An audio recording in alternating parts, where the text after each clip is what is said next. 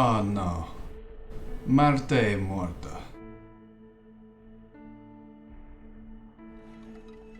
This is Martha is Dead. I'm playing this over on the Xbox Series S, and, well, it begins with a warning, and so will I. There's a lot of very dark, very mature themes, and almost to the point of too much. There is a huge amount of controversy about this game, and it is pretty well deserved. They give you this warning as soon as you start the game. Hey, you can skip some of these scenes. So that is a little bit of a help because, well, if you have any sort of history with these issues, it might be a very touchy subject. The story begins with tragedy.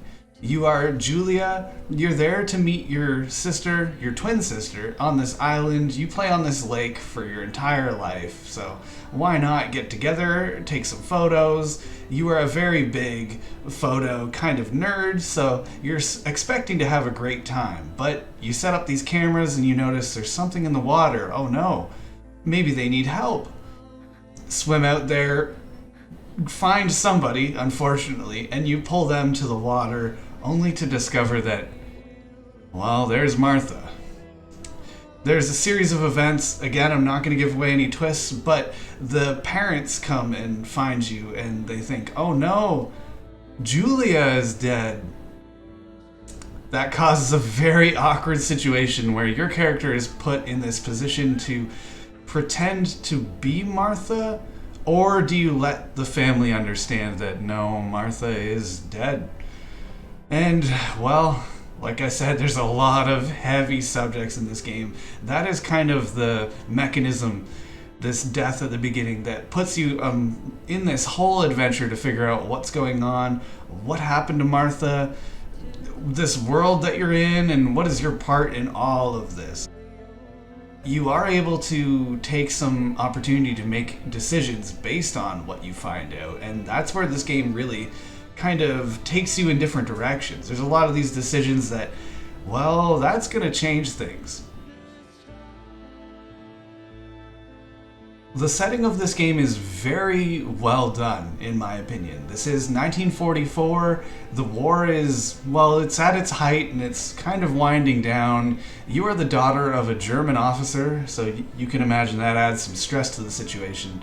And, well, you all speak Italian. I really enjoy that it is Italian, and that actually brings something interesting to the whole storyline. It's not often that you find these games that are entirely in another language. I don't speak Italian. I have a very slight passing understanding because of my stepmother, but it was not enough to understand the Italian going on in this game. Subtitles was necessary. You have this big house, quite a beautiful house, and that is the majority of the time spent, I believe. There's a forest surrounding the house, free to kind of walk around this area as you please, and that's where you get into a lot of the side subject matter. There's a phone on the table. You can find these phone numbers, dial them in, and get a lot more information on the game, the environment. There's radios that are playing a lot of war updates. So it's very interesting in how it pulls you into this atmosphere, and I think they did a really good job.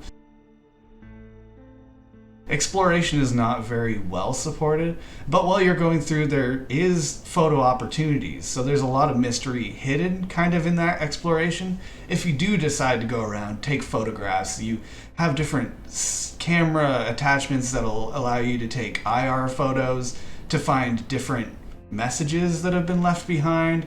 You can, take advantage of the fog in the area with certain filters to take photos of ghosts in the area. That is a real big part of the storyline. But it's really interesting because you have the whole photograph kind of setup. You have a dark room in the basement. You have to go and develop these films and, expose it to the right amount of light, put it in the wash, pull it out at the right time, otherwise you ruin it. It almost teaches you just a little bit about photography.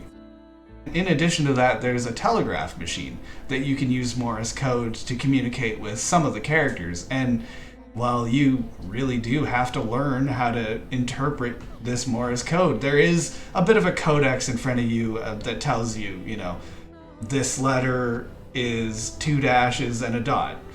3 dashes and a dot means this letter. But when you have to put it all together and then you even have to hit the button in the right tune to send either a dash or a dot, that was really interesting. And it was one of those things that you didn't need to do that. They didn't need to add this to the game, but it is there if you're like me and a bit of a completionist.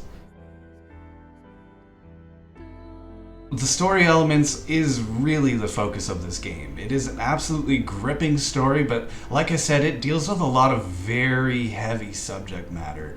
It sort of follows that Shakespearean kind of classical idea where it goes through different acts. That was something that was exciting to me because it really drew me in. I almost recognized the way that story was going, so I held in there. Okay, I need to play this for a couple more hours. The climax is just around the corner. I actually beat this game in 3 sittings, I believe, but it is about 8 to 10 hours, so it's not necessarily a short game. I think I'm just kind of adept at this subgenre. This is one of my favorite genres.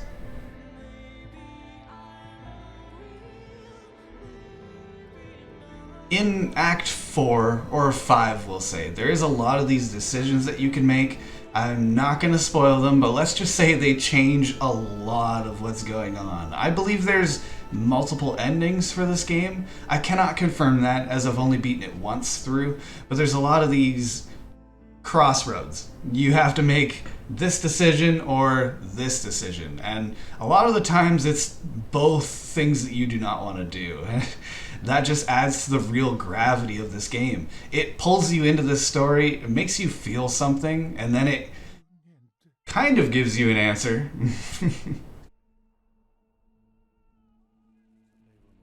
There is a whole lot to this game. It really deserves a lot longer of a time to speak of it, but I'm going to have to split that into 3 different videos actually, just because of the heavy subject matter. I'm not going to get into talking about that here, but I will make a video that kind of goes about the controversy, because there's a lot of stuff going on that is really heavy, and I believe that if you want to make a decision on whether you should play this game or not, you really do have to kind of reconcile this heavy nature with something, do you want to go through it? I have a bit of a past, we all do, and some of these subjects are, man, they really get you, but in my opinion, that leads to a great story, a great game experience, but it's just a little bit rough for some people. It drew me in. I had a lot of questioning, a lot of curiosity, and towards the end of the game, it really did fill all that story in. You get the memories that you're missing, you get some decision making in the process, but at the end, you're left with a feeling of, okay, well, that was a big story. And I'm glad it was wrapped up. Or maybe you made some decisions and it's not wrapped up.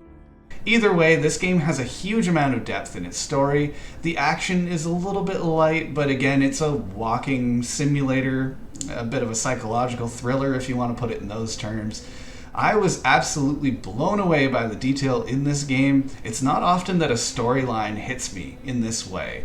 And I'm really of the opinion that this game is solid. It's really hard to pick, gripes. There's a couple little technical issues, but that's really it. Nowadays, that's a great launch. So I have no complaints about this title. I have to give this an 8 out of 10. I believe it's completely solid, and that last little bit, what makes this not a 10 out of 10, is really just a subjective feeling. How does the story hit you personally? Martha is Dead is an exceptional mystery story with heavy emotion. It is elevated by shocking body horror, it's perfectly paced and supported by a wide variety of action.